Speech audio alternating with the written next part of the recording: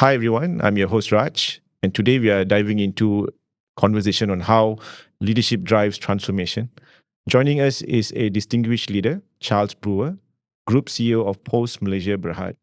With his vast experience in leadership and business transformation, we'll explore what it takes to lead change, overcome challenges, and create lasting impact. Charles, welcome to Leaders Unplugged, and thank you for being here with us today. You're welcome, Raj. Nice to see you again. Yeah. Happy New Year. Happy New Year to you too. So, how's the new year been? Busy. Actually, I was just thinking about it this morning. Mondays for me are not great. Right. I'm much more of a Thursday, Friday person. So Monday's not. I was thinking about it this morning. Is it too early to say I'm already tired?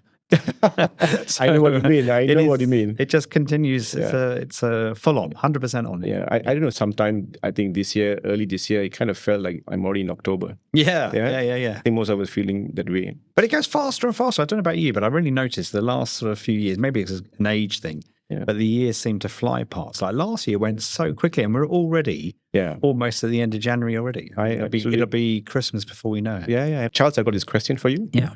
When you got this call that Yeah. you're going to be the group chief executive officer of Pos Malaysia, what was your actual reaction and emotions at that moment? Can you please share with us? I can. And I need to tell you a bit of the backstory because it'll explain the reaction. The reaction was excitement and enthusiasm, but I need to tell you why. It's not just because it's Pos Malaysia. So as we were talking about just before we came on air, actually, I've sort of had a fairly colourful career and managed to operate and move around the world at pace. And I think I'm now up to about 122 countries. I've lived and worked in every continent. So anyway, to the point, my family and I had moved to Canada and having a fantastic time. And I promised my children are teenagers and they were young teenagers then. I promised my children that would be kind of one of the last moves we would make and try and give them a bit of time to make some long-term friends. They have friends, but make long-term friends. So I promised them we wouldn't move.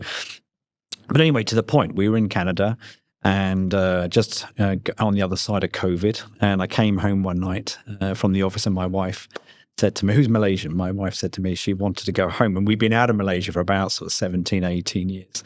And so she decided that it was time to come back to Malaysia. So I said, okay, that's given that she's never, ever said no to me and all the moves that I've made and being incredibly supportive, I thought, well, I can only repeat the favor the other way. So I said, absolutely. But it's dependent on a job coming up. And I'm a firm believer in fate.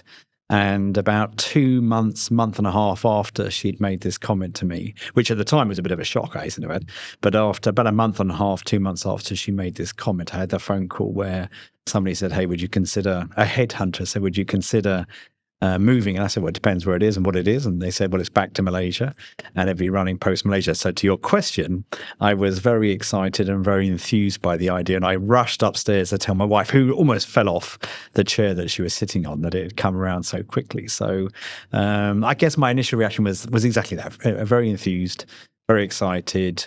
I know Post and Parcel very, very well. So I knew that I was going to be walking into probably a slightly traumatic environment, which is very true in the case, yeah.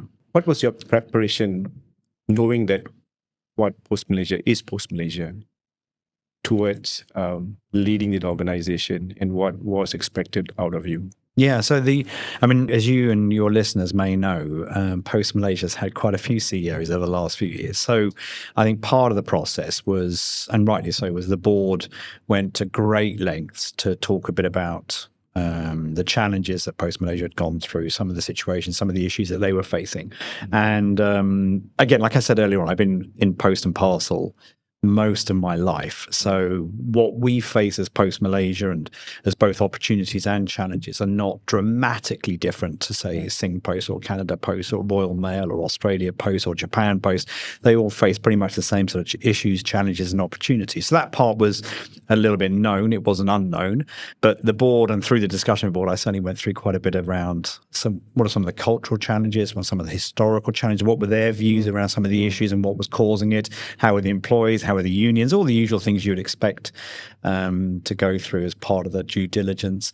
Also understanding from the board what they expected out of the role, because as I made the point to the chairman, and who's now a very good friend of mine, I hasten to add that you don't want to get it wrong again. You want to make sure you get the right person, and not everybody's a great fit for any organization. So it's not just about them selecting me; it's about me selecting them, and hopefully finding that we're a good fit together and we'll be able to work together. That makes the chance of success significantly greater. So in the early days, it was very much myself and the board. And then once arriving in Malaysia, I arrived again through COVID and had the 2-week lockdown in the PJ Hilton, not far from here. Which, interestingly enough, when I first moved to Malaysia, is where I lived for the first 3 months. So it was like coming home in some respects, back into the PJ Hilton. But in those days, because it was COVID, I couldn't leave the room. I had my wife and kids running around, driving everybody berserk. So I spent the first 2 weeks calling customers. I rang, I think, about 600 customers that had left Pos Malaysia, that had moved to other carriers, asking them why. So I did a lot of with customers, with employees, with stakeholders, with unions, with board, just asking what's going wrong, what's going right. This was before you joined them officially? Officially in the office, yeah. So just trying to learn as much as you possibly can. Because I think, generally speaking, you come in with experience, you come in with your own value system, you come in with your own sort of background and what you've sort of gone through. And as I mentioned earlier, that's good and bad. It's good in as much that I didn't have to sort of learn what Post and Parcel was about. But it can be a little bit... You can come in a little bit blinkered sometimes with sort of an already formed opinion about what needs to be done. And I'm a firm believer of, I read a book back in the 80s about the inquiring leadership style that requires guys ask questions. And so, I spent the first 2 months in particular, I would say, specifically really just asking question, which drove people berserk, but really trying to listen and to, as they say, seek to understand so I could help crystallize where perhaps we wanted to take the organization. Right. It's really amazing. Could you tell us a bit of your leadership style? What's your principle or philosophy behind your leadership style? You'd probably have to ask my team. They would give you, I suspect they would say the same thing, but sometimes everything in life has pros and cons. So they refer to me as, well, I have been referred to for many years as sort of the chief energy officer. So I'm highly energized. I'm not sure if it translates very well here, but in the UK and in Europe, there's a lovely advert that was done in the 80s and 90s about the Duracell bunny that bangs the cymbals together in the battery. Keeps them going. You're familiar with that? Okay, well, so that's a good characteristic or caricature of perhaps how I operate. I go 100 miles an hour, which is, again, pros and cons. And it depends what you're trying to do as an organization. So first and foremost, a lot of energy. First and foremost, a lot of clarity. I think at the center of, and again, based on my experience, based on having worked around the world and where I came from, as much as automation and digitalization, that's your space, has come along at a rapid pace, we're still a people organization. Logistics is still about people. So people sits at the heart of, I think, my management style. So making sure that we take care of our people first and foremost, as best you can. First and foremost, that's number one. Number two is making sure that you have a product that really works. So the service is the way it should be. And thirdly, making sure you listen and adapt and focus on customer centricity, making sure that you have, I say this very often, my children are going through their O-levels and A-levels right now, and both of them are doing business studies in different ways. My daughter from an economics A-level and my son from a business studies O-level. And we're talking a lot about the moment about differentiation. And it's so important in today's world when it is such a crowded space, anything, whether it be podcast rooms, whether it be digital stories, whether it be service businesses, whether it be restaurants, whether it be cinemas, whether it be cars. There are so many competitors, and therefore you constantly have to be transforming. You constantly have to be looking for that point of differentiation. Why should somebody buy your product vis-a-vis somebody else? So that sits very much, and always has done, at the heart of what I focus on. Very good, very good. What about your personal vision for Pos Malaysia? So how do you see? I mean, there's always a corporate vision for an organization. But what is your personal vision for Pos Malaysia? So it's, I've been in logistics my whole life. And so, and not many people necessarily see it the way I do, but I think logistics is pretty sexy. It's a cool thing. In fact, I was thinking about it on the way driving here just now that, not everyone knows the sort of history of logistics and of postal operators and parcel operators. So logistics goes all the way back to the Roman days. So back in the days when Romans used to, if you remember, they fought in a square. So when they would attack or defend, they'd stand in a square. And the person at the front of the square that would face the charging elephant or the rhinoceros or the armies that were coming towards them to attack them. He would have a shield and a very long spear. That was it.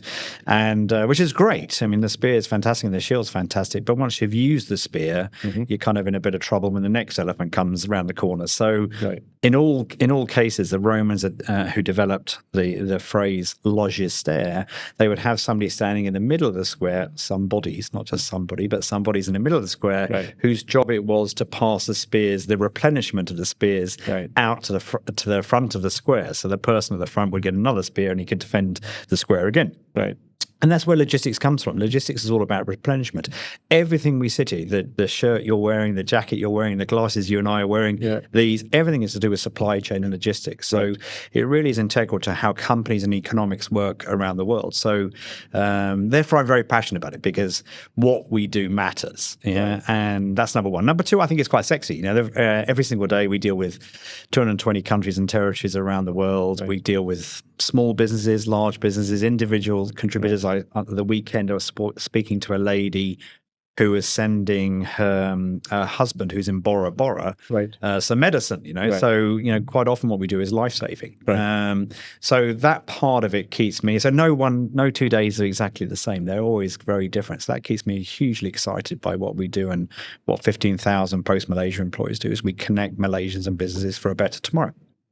So our vision is really, really simple, that we're a 200-year-old company. So we're a very, very old company. And in fact, we're one of the oldest in Southeast Asia and one of the oldest in Malaysia. Right. The very, very first letter was sent from Penang by a British naval officer. And I think it took about 6 weeks to get back to the UK via India. So we've been around a long time.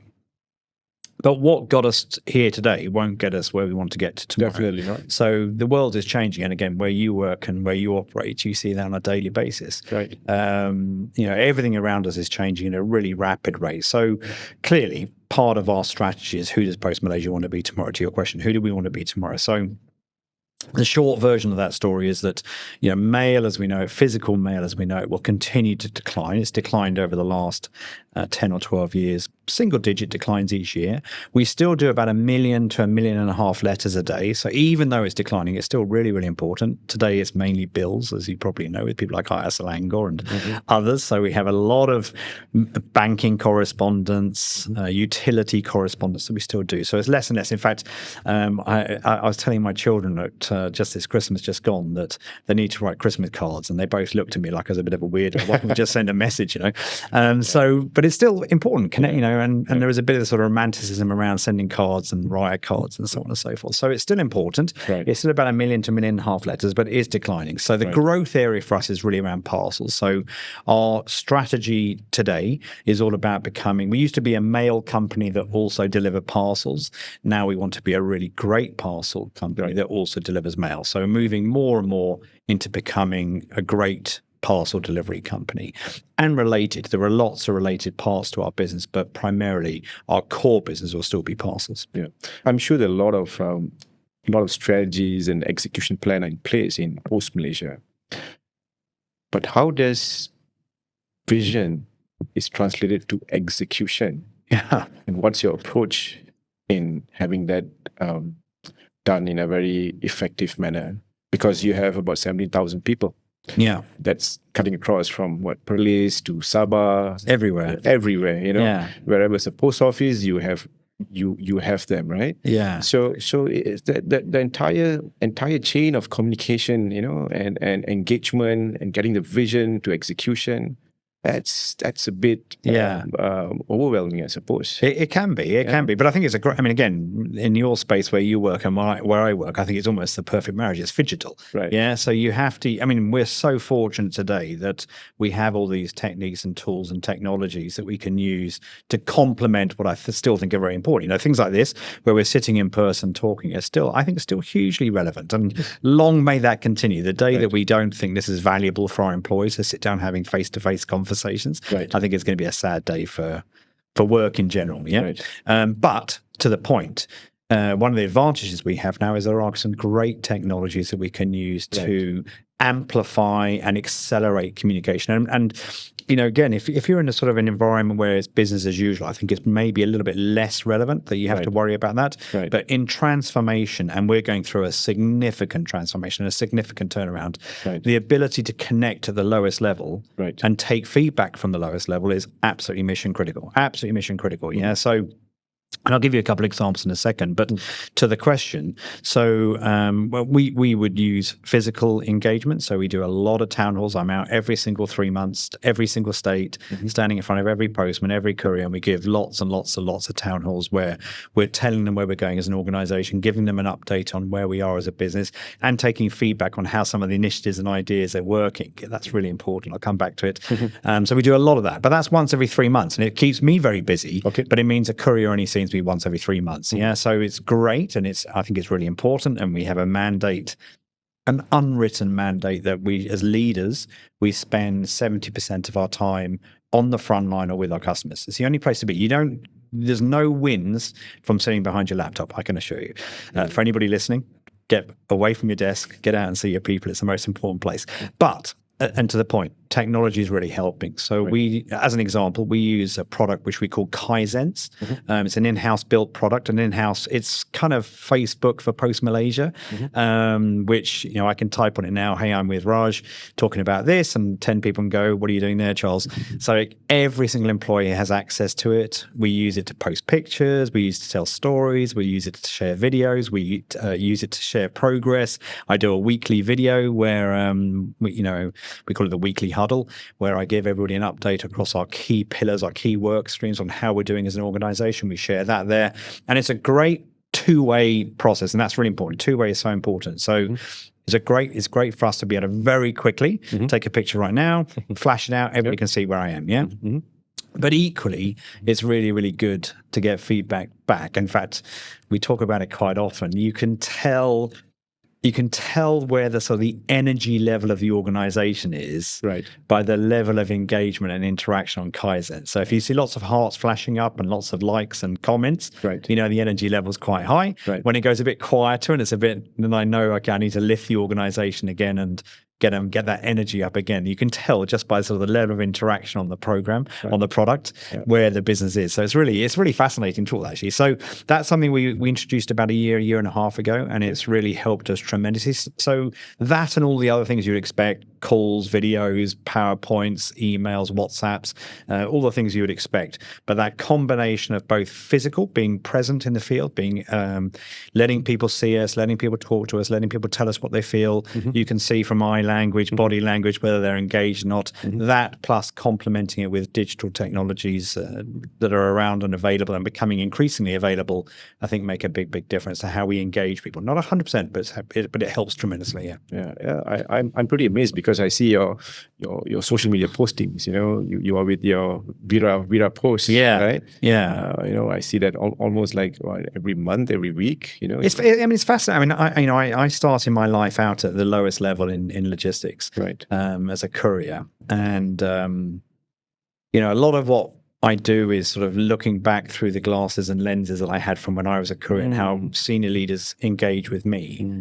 And the best people I've worked with over the last sort of 35, 40 years are people that are very visible, that get me, they understand what I'm going through, they understand the challenges. I mean, it's not always a basket of roses. Sometimes it's quite tough. So, it's something I've carried back to your question about sort of my leadership style. It's something I've carried with me when I was in Africa, when I was in the Middle East, when I was in Europe, when I was in Americas, is that we have to be in the office for board meetings. We have to do X, Y, Z in the office, but as much as you possibly can, get on the front line. Get on the front line with your frontline people. Whether if you're in banking with a banking clerk, if you're in restaurants with the chefs, get on the front line. You'll learn how your business is doing super, super, super quick. But that 5, 10 minutes, 20 minutes, 1 hour, whatever it may be, where you're sharing a nasi lemak or a nasi caribou in northern Malaysia, which I love, by the way.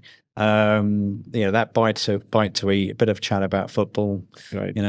It makes a massive difference. It's the difference between somebody smiling and not smiling, and that's and from our mantra, it's all about making sure our employees are as happy as possible, because if they're happy, they provide a great service to our customers. So those things I think make a massive difference. That's amazing because you understood what's happening on the ground. And not just what's happening on the ground, but also the emotion part of the staff that we have. So making that connection makes an extremely important part. Yeah. But you also spoke about transformation. Yeah. Talk us through about the transformation where technology is coming in, and I'm sure there's more engagement with the people. Yeah. But there's also some disengagement with the people because of tech. Are you seeing that happening in Pos Malaysia? Not. I think there's a lot of questions about chat and AI, and Right. I hasten to add, I don't necessarily see that all the way through every level. I think it depends on your level of awareness of what it may or may not be. But it comes up quite often. What does this mean for Pos Malaysia? What does it mean for jobs? I mean, at the end of the day, and go back to the point, so Maslow's hierarchy of needs. The most basic principle in life is I have money to go home and feed my family. And if you see any technology as being a threat to that, then of course it's going to cause some concern and some consternation, but generally speaking, not so much. I haven't witnessed that in Pos Malaysia. I've certainly witnessed it outside of Pos Malaysia, but not so much in Pos Malaysia. I think in terms of how we, and as an industry and as Pos Malaysia, how we're sort of incorporating digitalization and technology is going back to where we started the discussion. Pos Malaysia, when I first came back in August 2021, was a 200-year-old company and was using 200-year-old processes in many cases, and very paper driven, very manual. Right. And in some cases, that's not necessarily a bad thing. So, I'm not an advocate for necessarily digitalizing everything, but there was absolutely an opportunity to create a very modern tech stack and modernize our tech stack. It was a very obvious opportunity. So we went through two phases. The first phase of our sort of transformation was, and before going back to your question about what was the mandate, there was a big mandate to digitalize Pos Malaysia. I think that, there are certain buzzwords that appear in most management meetings, digitalization, sustainability, transformation, culture, they come up quite often. And so there was a mandate, hey, Charles, we really want you to digitalize Pos Malaysia and make it fit for purpose. And I made the point to the board that before you sort of shoot for the moon, you got to make sure you got the foundations right, the house right. And Pos Malaysia's house, the foundation was not right. So back in August 2021, to sort of say, okay, let's embark on a digitalization journey would have been the wrong thing to do. We needed to get the basics right, the basic processes right. Once you got those basic processes right, then you can start saying, okay, what can I get rid of in entirety? What can I digitalize, and so on and so forth. So we spent the first 3 to 6 months really focusing on getting that foundation right. And foundation for us is that, the example I always give is that, if you went to a Nasi Lemak stall outside here and it had great lights and great person working behind it, but the food was rubbish, you don't go back. Their core business is the food. And for us, the core business is that we pick up and deliver on time. And that was not so good for Pos Malaysia. I think our parcel performance when I first came in was around 46% on time. So that means 1 in 2 parcels getting delivered on time, which where I came from, I spent 35 years in DHL. You wouldn't last very long in that environment. And our mail service was also in the sort of low 50s on-time performance. Our customer service was outsourced and not doing a very good job. Our billing errors were through the roof. You could go through virtually every element of Pos Malaysia, and it wasn't in a particularly good state. So to say, okay, right, we're going to start on embarking on a digitalization when you haven't got those core pieces correct would have been a significant mistake. The way we treated our people wasn't right, and so on and so forth. So the first sort of 3-6 months, maybe even a year, was just get those basics right. Yeah. Once we know we can go to bed tonight and know the parcels are being picked up and being delivered the next day without issue, then we can start thinking about digitalization. So that took us about 6 months to do. And honestly, I have and I've been in this industry a long time. I have never seen a group of people switch gears from where we were to being one of the best in Malaysia in such a short period of time. It really was amazing. So our sort of fix the basic, which was phase 1, was done pretty quickly. And now today we have a performance level that is the best in Malaysia, which is really fantastic. Once you got that right, then you can start talking about things like culture transformation was a big piece for us, making sure, again, I've used the example many times, but we were very inward looking. And I remember the first few months being somewhat surprised that we were kind of more afraid of audit than we were of losing a customer, which is a bit of a problem, and more afraid of the board asking a question that would cause us 6 weeks of work rather than losing a customer. So, we wanted to change that culture to being very customer centric, focused on our customer, focused on our employees, making sure our leaders are doing the right things on a day-to-day basis, safety, etc. So that was sort of the second piece, was getting the foundation of the culture of the organization right, which we've now been at for 3 years, and it's going extremely well. Still is a journey. It takes time. Right. And you're sort of, as I said, everything has pros and cons. 200-year history means we've got an amazing brand, Right. but you have 200-year history and process and protocol on how you operate, and that creates a culture. So you kind of got to, Star Wars is a great phrase, which is, he says to Obi-Wan Kenobi that you need to unlearn what you have learned. And we had to unlearn what we have learned and learn to be a better and different organization with a different culture. And at the same time, we ran in parallel a huge digitalization exercise, which we're still doing, and we're still doing. So anything, we started with the customer journey. So we said, okay, how does the customer interact with Pos Malaysia? Where does it touch us? What are they doing when they touch us? How many bits of paper are they having to fill out, and so on and so forth? And said, right, how do we create an experience that is simpler, cleaner, leaner? I mean, one of the things about digitalization, not only does it typically give a better experience to the customer, it typically removes cost, which for Pos Malaysia is really important. So we looked at it both in terms of how do we improve the lives of our employees through digitalization, how do we improve the customer experience through digitalization, and how do we remove cost through digitalization, RPA, and all the many other things besides. And we're probably about halfway through that journey. And now switching gears quite quickly, with some resistance, but switching gears quite quickly around how do we use things like AI and chat to further elevate and create that differentiation that I talked about earlier on. How do we create differentiation and leverage that technology? So I'll give you an example. We were just today, we were reviewing our sort of sales and marketing processes for 2025 and what we want to try and achieve. And so, like many organizations, we have different channels addressing different customers, different industry sales teams, addressing different industry needs.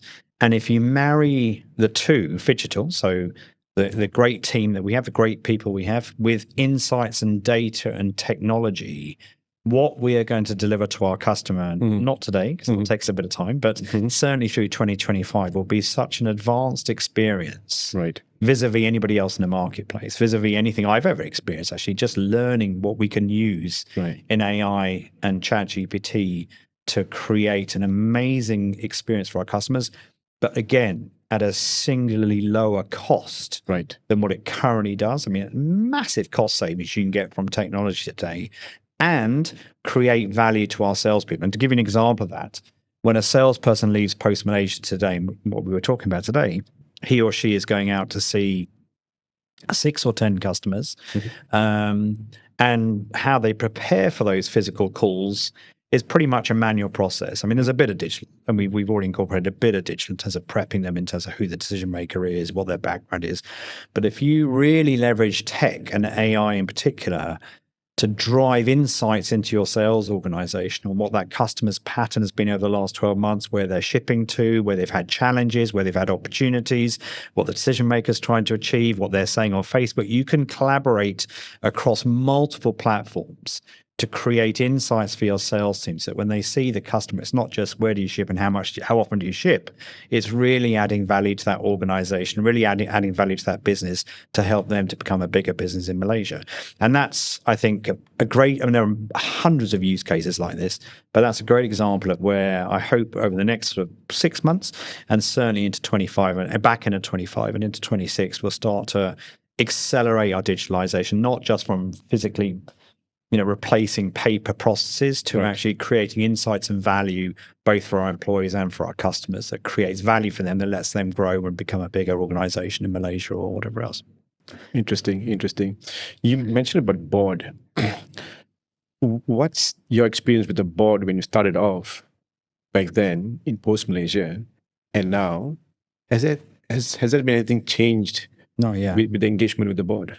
100%. And again, whether it's an employee or your management team or the board or a customer, which came back to the point about this sort of intersection of digital and physical.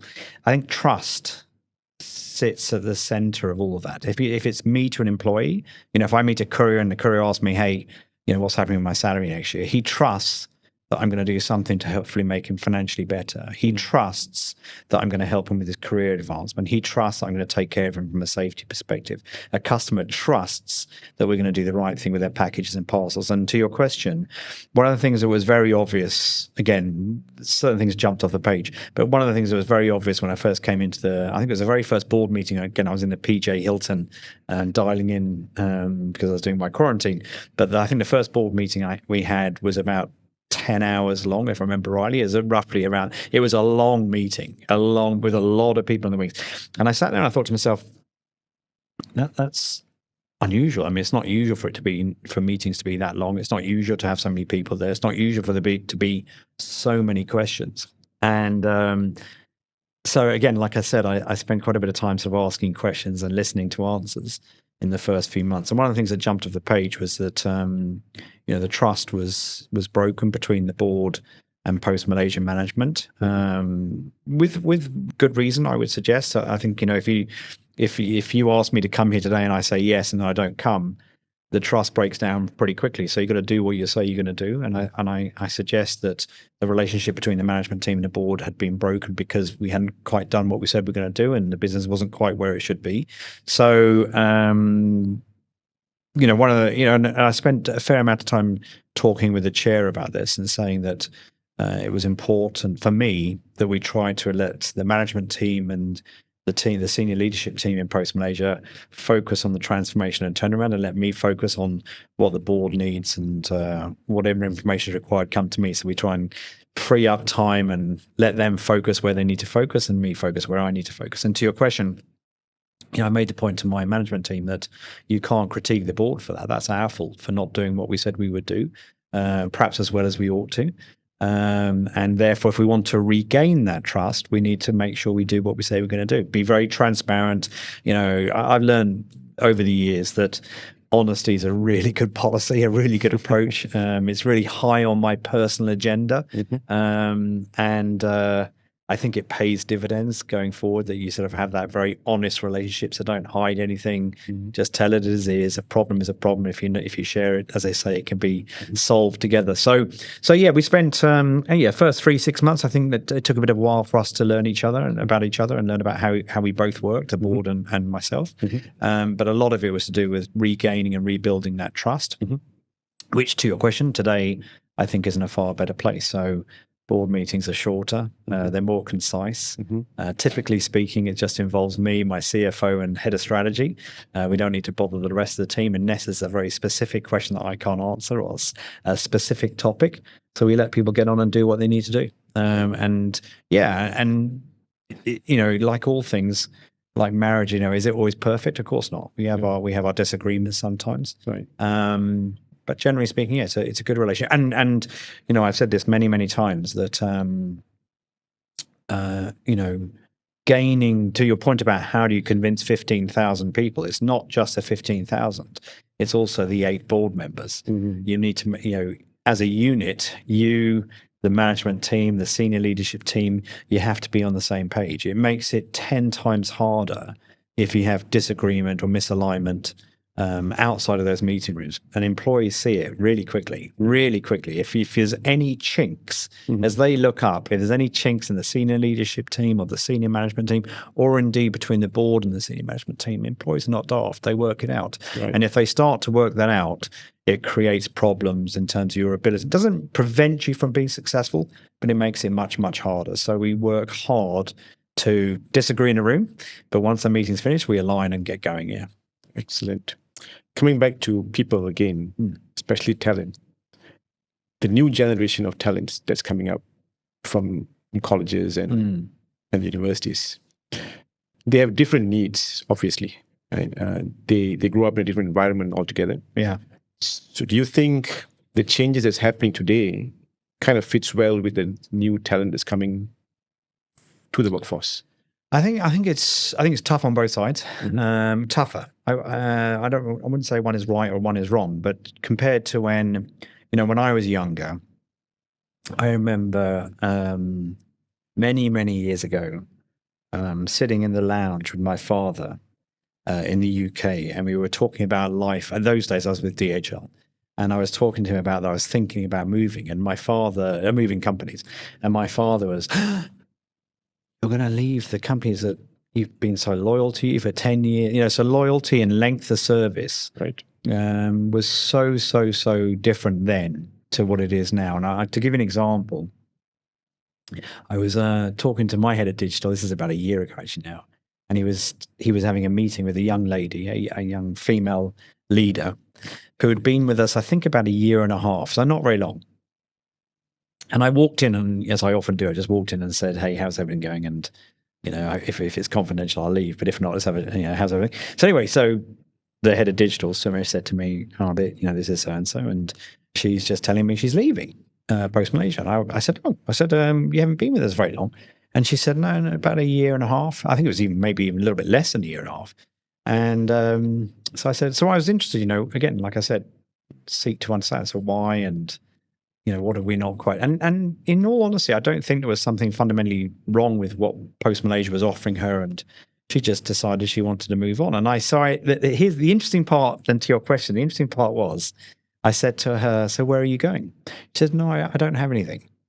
Now, in my day, to leave a company without having another job would be, people look at you like there's something wrong with you, But I think today's employees don't have that anchor. They don't need that security blanket that perhaps we did when we grew up, or not you, but because you're younger than me. But when I was growing up, security blankets and length of service was really important. But I'm not so sure today's employees are quite so concerned about that. So is that wrong? No. Does it mean you have to sort of change your thinking about what attracts employees to your organization and what retains employees? 100%. 100%. I mean, we're quite fortunate in Malaysia that we still have great talent. And we don't have the churn that perhaps some other countries have and are experiencing. But I think that will change. And so as any employer, anybody listening to this, you've got to be thinking all the time around, well, one of the things you've got to be thinking about very often is, how do you retain your top talent? How do you attract and how do you retain your top talent? And it's not easy. And it's not just financial, that's for sure. Mm-hmm.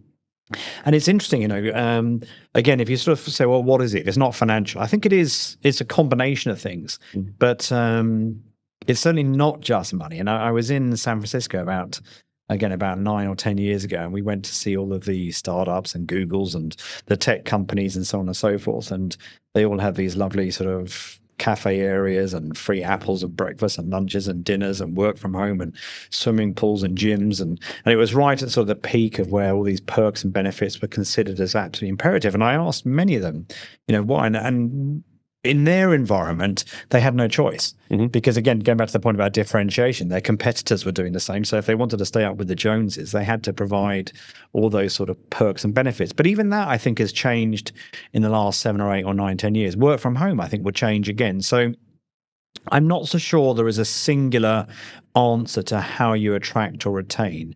It is a combination of things. And bringing it back to Pos Malaysia and how we've sort of adapted over the last 3.5, 4 years. When I first came into Pos Malaysia, one of the first people that I wanted to bring in some good people and people that I knew I could trust, coming back to the word trust. And one of the first people I rang was my head of marketing. She's now my head of marketing. She wasn't then, I hasten to add. And it was about second week back in Malaysia or third week back in Malaysia. I rang her. Her name was Fiona. And I said, hey, Fiona. And she went, nope. I said, I'm just ringing to say hello. She said, no, you're not. I know why you're ringing. I said, what? She said, no, I'm happy where I am and I don't want to come to Pos Malaysia. I said, I haven't even asked you anything. She said, I know why you're ringing me. I said, well, look, let's have breakfast. She went, no, I'm not having breakfast with you.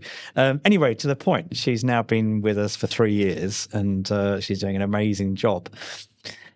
And if you asked, and back to the question when you asked me about sort of my style, I said, you better ask other people. And if you ask her, which I have done a few times, why did you say yes in the end? And she said, because I think, what Pos Malaysia offers and many organizations offer is purpose. we offer an exciting transformation journey to be able to write the chapter. I'm 59 now, and eventually I'm going to retire. I hope that at some point in the future, I'll look back and say, I was part of that and I helped to create a company that's another 200 years or sustainable for another 200 years. So I think a lot of people join Pos Malaysia because of that, because of being able to be part of that sort of story and write that chapter. I think we have, when you're going through transformation, it is tiring and it is stressful. So you got to try and create a bit of fun and keep it interesting. So we try to be informal and keep it fun. We don't get too stressed about life, and keep it as fun as we possibly can. Keep it as engaged. I think employees really want engagement. They want to feel that sort of people care about them. And so we focus a lot on that. A lot of our leadership is about how do we make sure that we genuinely, not just pictorially, but genuinely show that we care about our employees and about their future and their career. Yeah, you got to financially do something from that perspective. I tell you, one of the ones that I think many companies perhaps haven't thought about, and I think is really relevant, and coming back a little bit to the digitalization story, is that many of the younger sort of generation are looking for organizations that are going to invest in giving them experience. And, I was talking to somebody about this the other day, that Malaysians produce fantastically qualified employees. And many of them have got better degrees than I ever had, and so on and so forth. But what we're not so good at is providing that experiential piece. Mm-hmm. So we work hard to create opportunities where people can experience new things and experience things that hopefully will prepare them for tomorrow. So I think it's a combination of things. It's not just the apple on the table. It's not just the gym downstairs. It's not just the salary. It is, you've got to be ticking all the boxes. Right. And really, just like a customer, mm-hmm. you have to be looking at that employee life cycle from when before they start, not when they start, before they start, all the way through to whenever. But you have to be, I think to your question, you have to be accepting that it's unlikely somebody's going to stay with Pos Malaysia for 50 years going forward. I think it's a different world today. People don't need to and don't want to. And as an employer, I'm okay as well. I think it's all right. Yeah, absolutely. Yeah. Tell us about what's happening around sustainability. We have read about Pos Malaysia's EV vehicles, things like that. Yeah. How did it start? What's the future like? And I know you have a 2030 target or something like that, right? Yeah. So please share with us. Yeah, it's a great one because it kind of touches on a few of the things you've asked about. So I think more and more, so ESG, but specifically sort of the sustainability piece, employees are looking for companies that do good as much as do well. And so I think it's still fairly embryonic in Malaysia, and in Canada, where I was before, that was a big piece, and in Europe becoming increasingly so, that companies or employees are expecting companies to do good as well as do well. So that's number one. Number two, when we thought about, back to your point about who does Pos Malaysia become, and we were writing the strategy for Pos Malaysia, which, as I said, that the iteration of that was sort of through sort of 2 or 3 months of asking lots and lots and lots of questions, and of customers, of employees, of unions, of board members, of stakeholders, of government, really sort of listening, okay, where does Pos Malaysia play its part over the next sort of 5, 10, 15, 20 years? One piece that I don't think the board had expected me to include was sustainability, and mainly because most people think sustainability equals more cost. And again, we have to be incredibly mindful as Pos Malaysia that fiscally we still got some challenges, and we still need to resolve quite a few things. So when I first presented the strategy, and we call it the strategy house, and in one of the supporting layers it has sustainability. I'm not saying it, they didn't necessarily say it so directly, but I could tell by body language. I think they were thinking what most people think, which is, how do we do this? It's going to cost us more. The wonderful thing about sustainability, it's really important to me. I think to your question, it starts off with my own preference that that's the right way for us to go, because I think it's we're preparing Pos Malaysia for what will be required over the next few years. But to the point, when we started going through, okay, what would that sustainability journey look like? What was really amazing, and it's a bit of a function of where sustainability is at the moment globally, is you can do sustainability and do all the things to become a clean and green delivery provider and reduce your cost. And I'll give you a few examples. So as you said, electric vehicles and solar panels. We have 6 work streams, and one of the work streams, and one that gets probably the most attention, is our vehicles. Those electric vehicles that we're bringing in. So we now have 1,100 two-wheel electric vehicles and 300 four-wheel, and we'll have even more this year going forward. But each of those electric vehicles that we're bringing in is coming in at a lower cost that in terms of total cost of ownership than it would have been if we replaced it with an ICE vehicle, a traditional vehicle. So not only are we doing the right thing, in my humble opinion, by the planet, not only are we doing the right thing by our employees, but we're also doing the right thing by our P&L. And there's the same thing with our solar panels. So we now have, I think, 17 buildings with solar panels on them. By the end of this year, I think it goes up to about 36, if I remember rightly. And by the end of next year, I think it's up to 400 and something. But each of those buildings that we put solar panels on, our approach is, I wouldn't say unique, because I think others do it too, but perhaps not so known by everybody. Our approach is not to purchase the solar panels through CapEx, which would be fiscally challenging for us. So we operate with partners where we share the save. So if you put solar panels on this building, if you get a 25 or 27% saving on your energy bill, we split that saving with the provider of the solar panels. We did it so it means no capex for us, and we just benefit from the save. So we, again, good for our people, good for the business, and good for the P&L. So it ticks all the boxes. So and again, just closing that story. So it's been an interesting journey. We're about 1.5 years, almost 2 years into it now. And when we first started, every single town hall I went to, almost without exception, we were asked, but why are we doing this? Which I'll come back to in just one second. But, why are we doing this? How much is it going to cost? And this is from couriers and postmen, so the people that matter.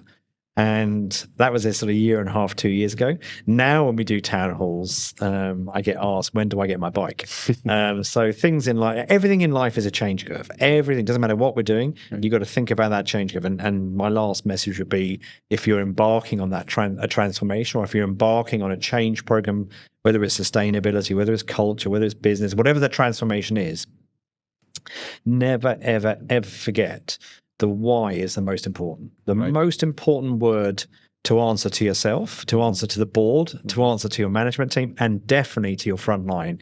Why are we doing this? You have to spend a huge amount of time making sure you've communicated and engaged on the why. If you do that, you get through the change curve much quicker.